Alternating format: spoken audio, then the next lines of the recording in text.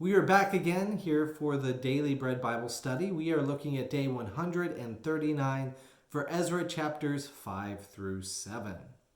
Now, when I read the Bible, I'm hoping for the Bible to flow chronologically, with events happening one after another.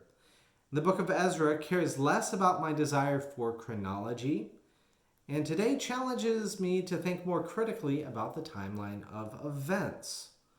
So as we discussed last time, if God wills it, it will be done. And the returned exiles seek to rebuild the temple of Jerusalem, yet due to politics are commanded to stop.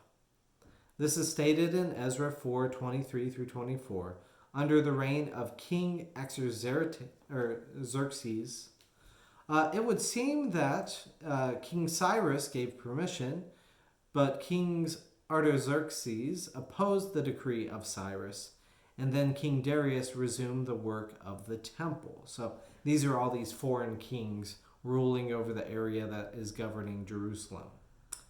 Yet from a brief search of the order of the kings of Persia, we see the chronology of Persian kings as Cyrus, Darius, then Artaxerxes. Thus the reference to King Artaxerxes in chapter 4 and his cease and desist letter are chronologically challenging. How could he oppose the building of a temple that has already been rebuilt? Well, logic dictates that he cannot oppose something that has already happened, so we can assume that something else is going on here with this text. Speculations are abundant in scholarly debate, but instead of us speculating too much, I'm going to admit this fact. I don't know the answer. So moving on, the people follow the words of God from the prophets Haggai and Zechariah, saying that God will bless Jerusalem again. With the prophets promising that God will be with them, Zerubbabel and Yeshua, or Joshua, rebuild the house of God. This effort is noticed by the governor for King Darius of Persia, and the representatives of King Darius ask a fateful question in Ezra 5 verse 3, "Who gave you a decree to build this house and to finish this structure?" Instead of receiving jealousy and interference from the Persian reps, the Jews receive curiosity and mediation from the government. In Ezra 6, the reps tell King Darius of Cyrus the Great's command. And the current king checks his facts from the previous King Cyrus, which he finds to be accurate. King Darius gives blessing and also resources to aid the Jews in rebuilding the temple. With governmental politics out of the way, the exiles finish building the temple within a few years.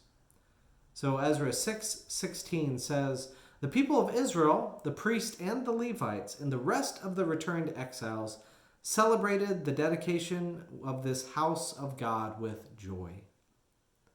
So proper and fitting animal sacrifices are made, as was the instruction in the book of Moses. Also, according to the book of the law, the community then observes the Passover meal in the newly rebuilt temple. They maintain the purity rituals Moses had recorded from God, and follow the customs of inviting guests to observe the Passover meal with them.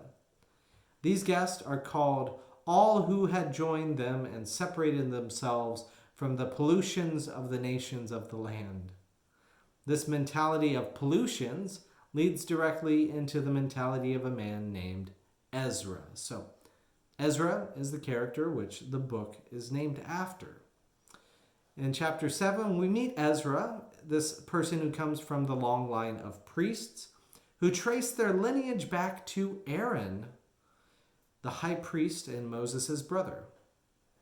Ezra is born to his father Sariah, a priest who returns to Jerusalem with Zerubbabel and Yeshua, as mentioned in Ezra 2, verse 2. Was Ezra born in Jerusalem or Babylonia? I do not know that either. Well, regardless of where he is born, though, Ezra is devoted to the book of the covenant, for in verse 10 of chapter 7 it says, Ezra had set his heart to study the law of the Lord and to do it, and to teach the statutes and ordinances in Israel. The primary focus of this section is the purity of worship under the instruction of Ezra. Thus, the differences in decrees in King Artaxerxes and the timing of events are not addressed. In chapter 4, King Artaxerxes commands for a cease and desist of the building of the temple. But now in chapter 7, we see a long decree from King Artaxerxes blessing the sending of Ezra to Jerusalem. Ezra praises God for using these foreign kings as agents to do God's bidding. And thus we will again see two themes, right? If God wants it to happen, it will be done. And two, that God uses anyone, even foreign kings, to do God's purposes.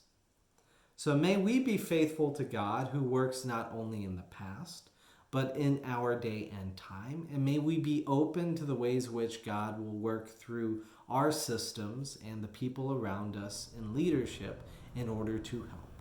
So we'll discuss more about that as we wrap up the book of Ezra next time.